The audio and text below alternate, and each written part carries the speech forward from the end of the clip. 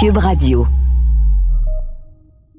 Chaque jour, partout sur Terre, on utilise des inventions bien de chez nous sans nécessairement connaître leurs origines. De grands créatifs d'ici comme Joseph Armand Bombardier et Alexandre Graham Bell ont largement contribué à la modernité. Mais connais-tu le lien entre l'invention de la bombe atomique et le Québec? Sais-tu que l'ampoule électrique a été inventée par 2 Canadiens? Que Montréal est le berceau mondial du stress et que le beurre d'arachide a été créé par un pharmacien ici? Quand la science rencontre le génie créatif, l'histoire n'en est que plus surprenante. Tu sais, l'histoire, c'est pas comme la date de péremption des aliments dans ton frigo. Tu vas pas te transformer en monstre si t'en manges un peu. Puis bien souvent, tu te rends compte que ça peut être vraiment le fun. Ici Martin Landry, je suis professeur d'histoire. J'écoute le balado Passé date.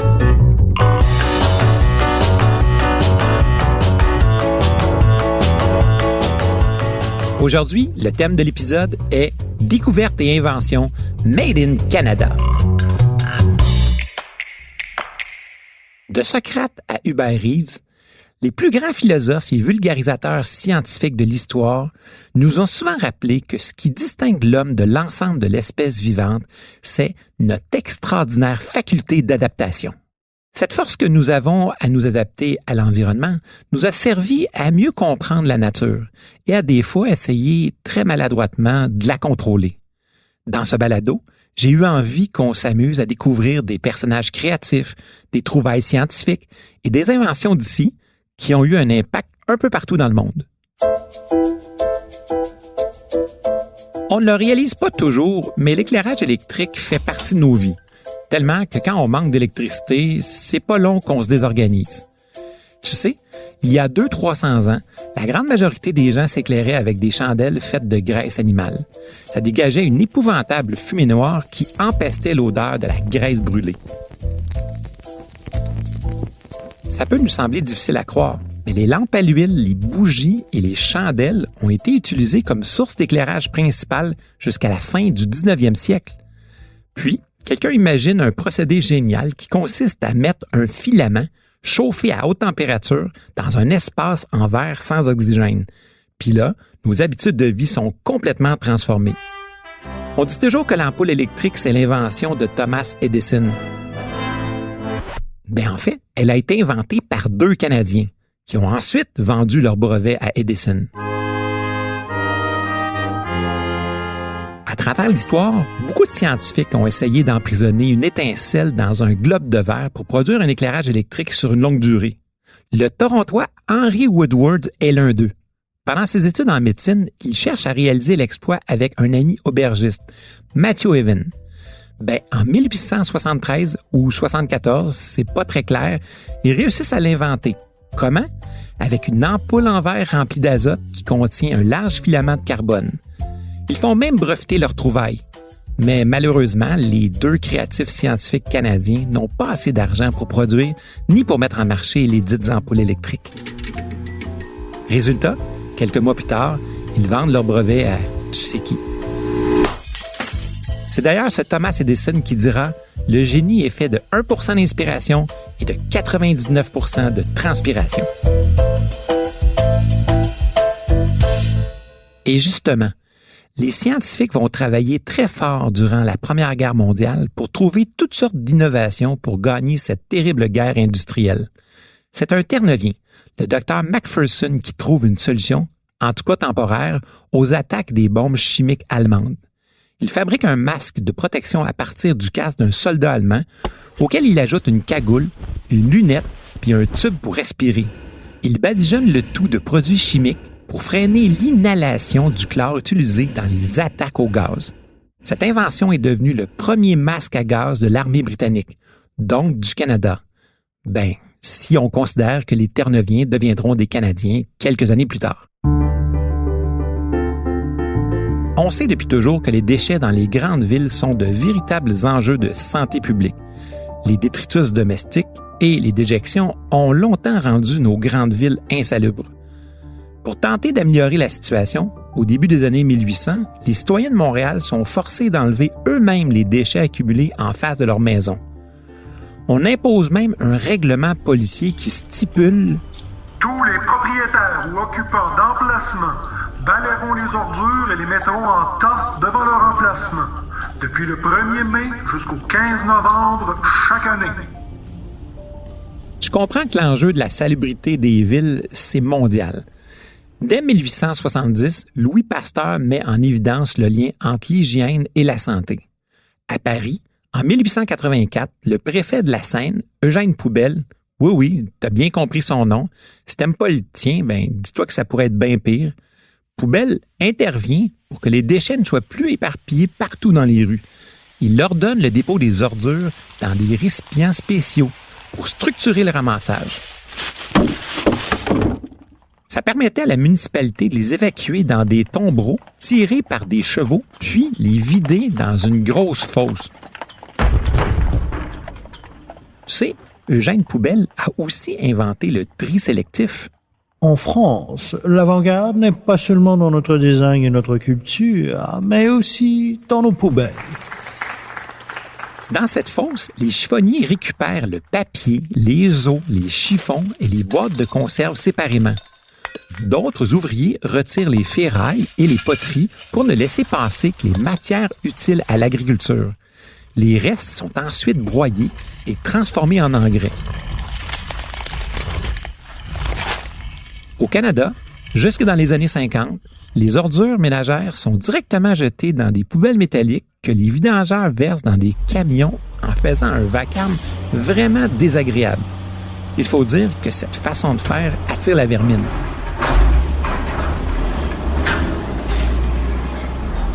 À la fin des années 50, le Torontois Frank Plump a la brillante idée de créer un sac en polyéthylène pour contenir les odeurs nauséabondes des déchets, éloigner la vermine et aussi pour faciliter le travail des éboueurs. Mais le sac à poubelle venait d'être inventé. Quant à la couleur verte de ces sacs, elle s'explique par le désir qu'une fois déposés sur le bord de la rue, la couleur se marie avec celle des belles pelouses.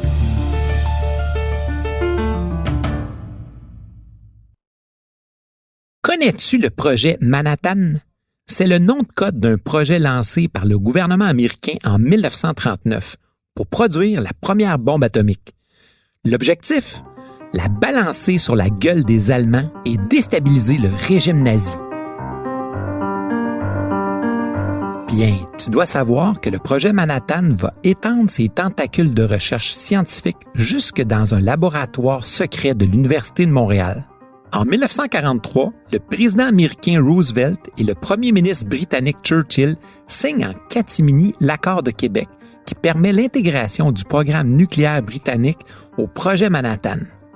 Ce partenariat intègre indirectement le Canada dans le programme atomique des Alliés. Cette année-là, le physicien québécois Pierre Demers est recruté au sein de l'équipe de ce laboratoire de l'Université de Montréal. Lui et 350 chercheurs britanniques, français, américains et canadiens ont travaillé sur le programme nucléaire dans les installations ultra secrètes de Montréal. Mais, à partir de 1944, l'équipe du laboratoire de Montréal déménage en Ontario. Ces travaux effectués au pays font en sorte qu'après la guerre, le Canada se retrouve avec la seconde infrastructure nucléaire au monde, après celle des États-Unis, bien entendu. On sait aujourd'hui que le physicien québécois Pierre Demers ne connaissait absolument pas l'aboutissement de ses recherches scientifiques. Il ne l'a appris que le 6 août 1945 au matin, quand un avion de l'armée américaine a largué sur la ville japonaise de Hiroshima l'arme la plus puissante mise au point par l'humanité, la bombe atomique.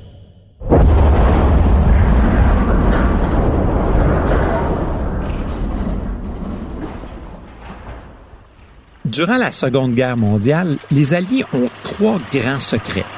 La machine à décrypter les messages allemands, le développement de la bombe atomique et la production d'armes chimiques. Le Québec a été associé à une autre de ces aventures scientifiques top secrètes, dans un des lieux les plus discrets d'Amérique du Nord, à Grosse-Île. Tu sais c'est où? C'est à une 50aine de kilomètres de la ville de Québec, en plein cœur du Saint-Laurent. Cette île isolée a longtemps servi de station de quarantaine pour les immigrants qui arrivaient au Québec. C'est sur cette île, bien proche de nos maisons, que va se mettre en place le projet N. on y a produit un agent pathogène mortel, l'anthrax. La production totale d'anthrax sur l'île québécoise durant la guerre aurait pu éradiquer 30 fois la population humaine à la grandeur du globe. Faut pas oublier que l'objectif de départ était d'exterminer les populations de 6 villes allemandes, dont Berlin. Mais après la guerre, on a fait quoi avec cette arme bactériologique?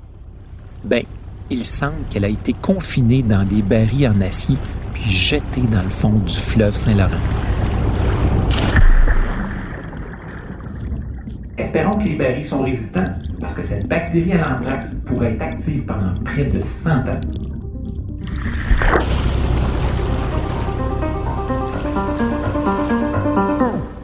Certaines découvertes scientifiques conduisent à des inventions bien plus utiles, comme le téléphone par exemple. On reconnaît habituellement Alexandre Graham Bell comme son inventeur, en 1876. Par contre, ce qui est beaucoup moins connu, c'est qu'un Québécois nommé Cyril Duquette a contribué à améliorer l'invention de Bell. Pour bien comprendre de quoi il s'agit, il faut imaginer que le premier téléphone était constitué de 2 parties distinctes, d'un émetteur et d'un récepteur. Notre Québécois, lui, combine les 2 parties en une seule, c'est-à-dire un appareil contenant à la fois le micro et l'écouteur. Duquette, comme un véritable magicien du temps, met au point d'ingénieux dispositifs tirant profit des nouvelles technologies de l'époque, comme le moteur à vapeur miniature, des horloges futuristes, un dynamo électrique pour éclairer son magasin. Il dote même la ville de Québec de l'une des toutes premières lignes téléphoniques du monde. L'ingéniosité des peuples autochtones de l'Amérique du Nord est partout autour de nous. Grâce à sa forme effilée qui fend l'eau, le kayak est une invention inuite des plus performantes qui a littéralement traversé le temps. Selon les archéologues, les Inuits du Nord québécois utilisaient ce moyen de transport il y a plus de 2000 ans. Légère et maniable, cette embarcation fabriquée de bois de grève, de planches de saule et de peaux de phoque ou de caribou a permis aux Inuits de chasser, d'explorer et d'entretenir des relations avec les autres communautés du Nord. On raconte que l'habileté des Inuits à manœuvrer l'embarcation avait même une influence sur la position sociale des individus dans leur communauté.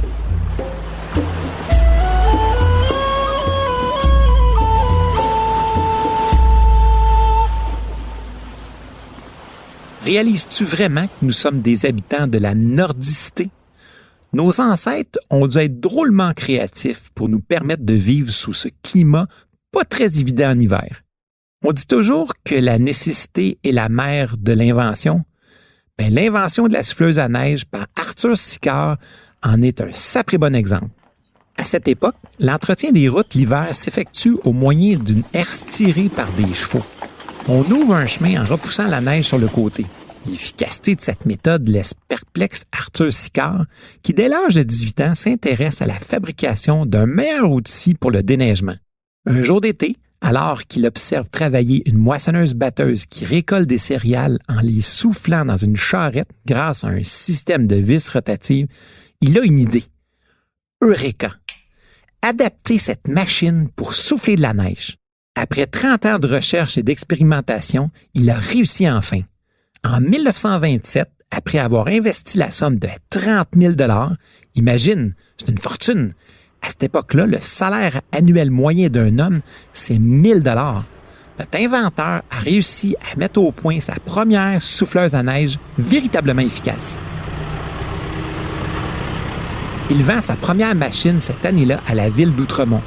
Preuve que Sicard a bien fait les choses, elle sera fonctionnelle dans les rues pendant 25 ans. Aujourd'hui, les souffleuses se retrouvent un peu partout, au Canada, aux États-Unis, en Europe et même en Égypte, où on les utilise pour dégager les routes après une tempête de sable.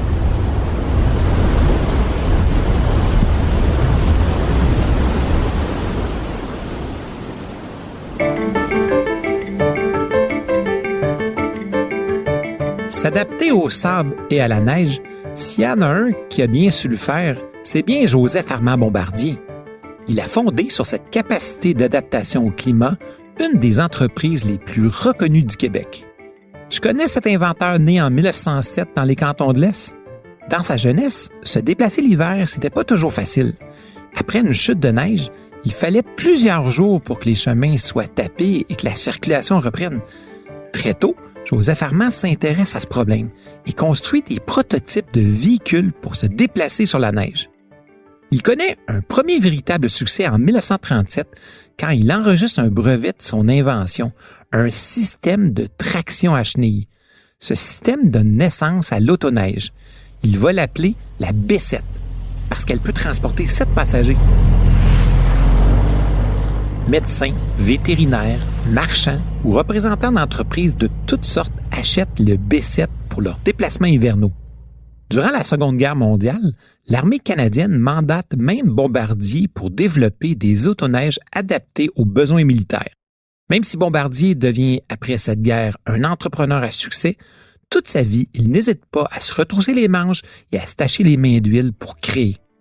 À force de travail, en 1958, il réalise son grand succès, sa première motoneige, le skidoo, comme on l'appelle au Québec. Ce petit véhicule récréatif deviendra aussi un loisir pour tous les habitants des contrées nordiques du monde entier.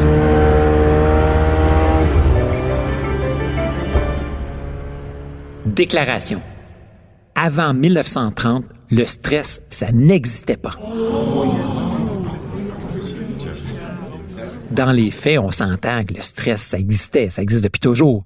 Mais le concept du stress, lui, n'existait pas. Le chercheur Hans Selye sera le pionnier des études sur le stress. Par ses recherches qu'il fait à l'Université McGill et à l'Université de Montréal, il établit les principes fondateurs d'une toute nouvelle théorie, celle du fameux stress, ce phénomène qui nous empoisonne souvent la vie. Pour lui, ce phénomène, c'est tout simplement la réponse du corps à un agent qui l'agresse. Pour affronter ce stress, le corps met en place des moyens psychologiques et physiologiques pour s'adapter. Le docteur Hans Selye a été le premier à mettre en lumière l'ensemble des réactions d'un organisme soumis à des contraintes de l'environnement et à ouvrir la porte à des milliers d'expériences scientifiques. C'est ainsi que, en quelque sorte, Montréal est devenu le berceau du stress.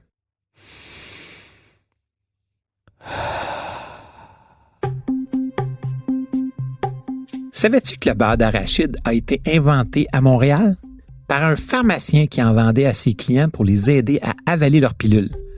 Marcellus Gilmore Edson a officiellement enregistré son brevet en 1884 pour sa pâte à base d'arachide.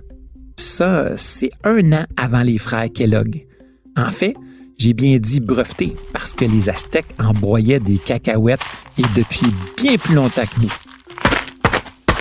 Qu'on habite à Moscou ou à New Delhi, tout le monde connaît les fuseaux horaires, la vis à tête carrée, le walkie-talkie, le simulateur de vol ou l'insuline pour traiter le diabète. Bien, ce sont tous des exemples de création du génie canadien. À force de persévérance, d'essais-erreurs, les chercheurs et inventeurs ont influencé nos civilisations. À mon avis, on devrait plus souvent revisiter les grands sujets qui ont forgé l'histoire du monde sous l'œil de la science.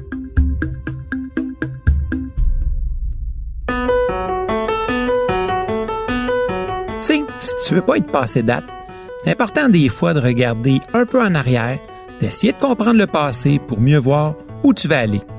J'espère que tu as apprécié. Je te donne rendez-vous au prochain épisode. Salut!